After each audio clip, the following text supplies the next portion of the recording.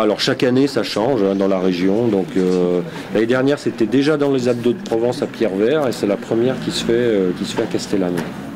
L'AG c'est pour les adhérents, c'est la formation des adhérents. Voilà, c'est l'assemblée générale pour les membres de la LPO PACA. Voilà. Donc il y a alors LPO c'est aussi une association nationale où il y a environ 45 000 membres et les membres LPO de PACA sont de fait adhérents à l'LPO PACA. Il y en a un peu plus, il y a entre 3000 et 3500 adhérents.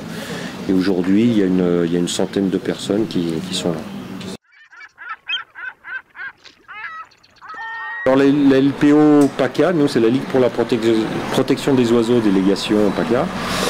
Et avec des antennes réparties dans toute la région. Donc nous on travaille sur Castellane, on est l'antenne Verdon et on est très attaché, lié à un programme qui est le programme de réintroduction des vautours dans les gorges du Verdon, qui a démarré il y a plus de 20 ans et que nous on a poursuivi après Vautours de Provence et le parc et l'ONF. À partir de 2000 on a poursuivi ce programme et il va encore nous occuper quelques années.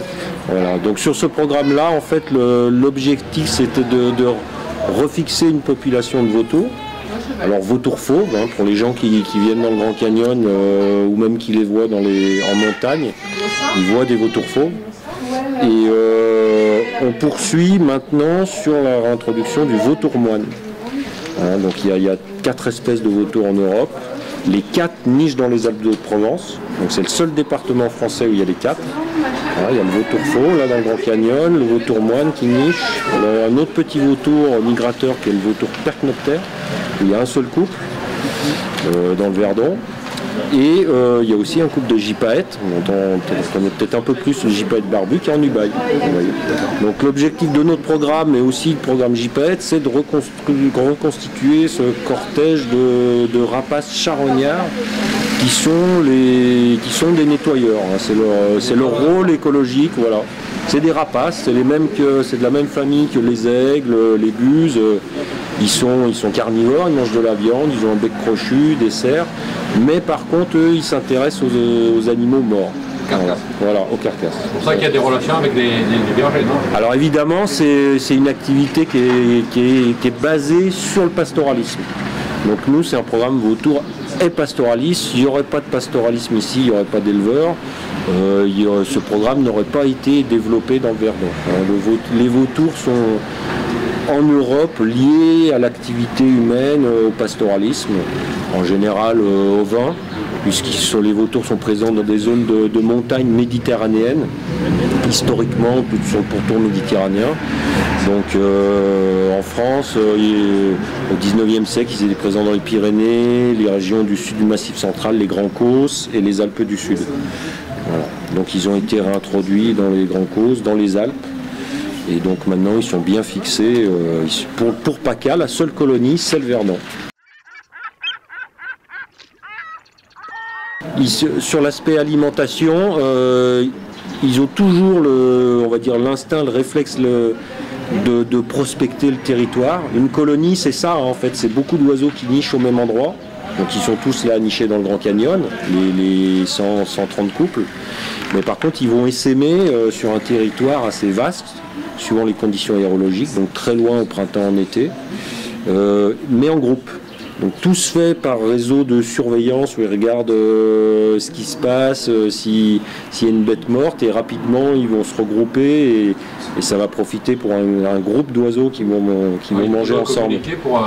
Ils vont s'observer, ils vont voir. La communication est en fait visuelle, il n'y a pas de cri, il n'y a rien. Mais du coup, plus ils sont nombreux, plus ils seront efficaces pour repérer ces carcasses-là. Voilà. Et l'intérêt d'avoir les différentes espèces, c'est que chacun mange une partie. Et au final, si les 4 espèces interviennent sur cette carcasse, au bout de plusieurs jours, plusieurs mois, il n'y a plus rien. Donc c'est le système d'équarrissage idéal.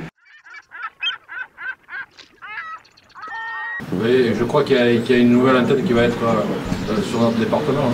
Alors voilà, c'est aussi pour ça qu'on a fait 2 AG de suite dans les Alpes de Provence, parce que il y a notre antenne qui est liée au programme Vautour depuis 15 ans ici à Castellane, mais on souhaite développer nos activités à l'échelle départementale. Donc on a créé une antenne départementale qui est basée au Mai. Régulièrement, on met des informations sur le site internet de la LPO PACA où il y a des pages vautours. Alors on a des moments clés, notamment l'hiver, printemps, là c'est les périodes de reproduction, donc on informe où c'en est. Donc cette année par exemple, il y a, là on a au moment d'élevage des poussins, donc la colonie de vautours c'est 127 couples qui ont niché. Et il y a une centaine de poussins, là, entre 80 et 100 qui devraient s'envoler. Il y a un couple de vautours moines, un couple de vautours percnoptères, donc voilà, on suit ça. Et on informe à ce moment-là. Et fin mars, on met des informations sur ce qu'on appelle les voies sensibles. C'est-à-dire qu'on dresse une liste de voies d'escalade qui passent trop proche, très proche des nids. Et on demande aux gens de ne pas pratiquer ces voies pendant la période de reproduction, donc jusqu'à fin août. Donc là, on dresse une liste qu'on met en ligne, qui est en ligne là sur le site de la LPO PACA, et en plus sur site. Sur la route des Crêtes, dans le Grand Canyon, on met des petites affichettes au sommet des voies ou des lignes de rappel pour informer les gens de ne pas aller sur ce site-là. Par exemple, en été, au moment où le poussin est assez grand, il peut être effrayé et il va sauter du nid alors qu'il n'est pas apte à voler. Quand l'oiseau couvre son œuf, il va être effrayé, il va fuir. Et là, c'est un grand corbeau, c'est le grand corbeau le prédateur du vautour, puisqu'il mange les œufs ou des poussins.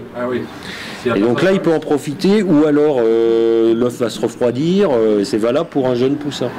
Donc les moments très très critiques, c'est ça, quoi. C'est au stade de l'œuf, du jeune poussin, ou alors du grand poussin. Sachant quand on parle de poussin, quand il s'envole du nid, un jeune vautour, il est de la taille de ses parents. Hein, scolaire. Et peut-être si vous levez la tête dans Castellane, si vous promenez, vous verrez au moins une bonne vingtaine de nichoirs qui ont été fabriqués par les enfants et que Sylvain a posé dans les arbres. Et il y en a à proximité, à côté de l'école maternelle, et dans un arbre un peu plus loin, sur lequel d'ailleurs Sylvain m'a dit que des oiseaux avaient déjà niché. Dans le platane à côté. Dans le platane à côté, donc vous verrez. Les oiseaux, comme il y en a deux là derrière, ceux qui ont été faits. Ils ont été faits par les enfants de primaire de Castellane en périscolaire. Et la mairie, comme disait Madame Capon, là, ils nous ont sollicité pour qu'on fasse on a fait une après-midi d'installation. C'est les services de la ville qui sont venus avec les échelles pour installer les nichoirs. Et moi, je les ai aidés juste à sélectionner un peu les lieux, les différents arbres, pas en mettre trop dans un arbre et partir. Parce qu'ils avaient fait deux types de nichoirs, comme on le voit là derrière, avec un trou pour les mésanges, et puis un balcon avec une ouverture plus grande pour les rouges queues noires, par exemple. Ah oui, d'accord, oui. Et voilà. L'idée, c'était de les répartir, et puis en même temps de faire une animation oiseaux pour les enfants, quoi. Voilà, on peut expliquer. Voilà, les différentes espèces, quand ils nichent, est-ce qu'ils sont sédentaires, migrateurs, tous ces aspects-là, même en voir, puisqu'on est allé au jeu d'enfants, là il y avait un nid, il y a la citelle, un petit oiseau à citelle torche-peau, là. Et c'était en mars, à ce moment-là, elle aménageait le nid, on la voyait rentrer, et nous on était au pied de l'arbre. Voilà. Donc on était ravis effectivement de ce partenariat avec Sylvain. J'espère qu'on va pouvoir renouveler l'opération sur un autre projet. Enfin, on en a un peu parlé d'ailleurs. Et je voulais aussi également dire qu'il y a un partenariat avec la LPO, la Maison Nature et Patrimoine. Alors tout l'été, durant donc les mois de juillet et août, le mercredi après-midi, il y aura des ateliers autour du vautour, des ateliers créatifs. Donc ce sont des ateliers qui auront lieu à partir de 15 h, tous les mercredis, donc je rappelle, et qui sont destinés aux enfants à partir de 6 ans. Voilà, c'est de la faune dans les Corps-du-Jardin. On le savait, l'expérience et l'aspect scientifique que vous nous avez apporté a été très très important. Donc, suite à cette expérience, effectivement, les liens se sont créés et la reprise de l'opération par la LPO fait que nous avons maintenant un interlocuteur très, très compétent. Alors la personne de Sylvain, mais aussi de tous vos partenaires, bien sûr. Travailler, comme disait Michel Bizot-Castaldi, on est intervenu sur le sentier Martel pour faire l'assistance environnementale à la maîtrise d'œuvre, suivi un peu des travaux.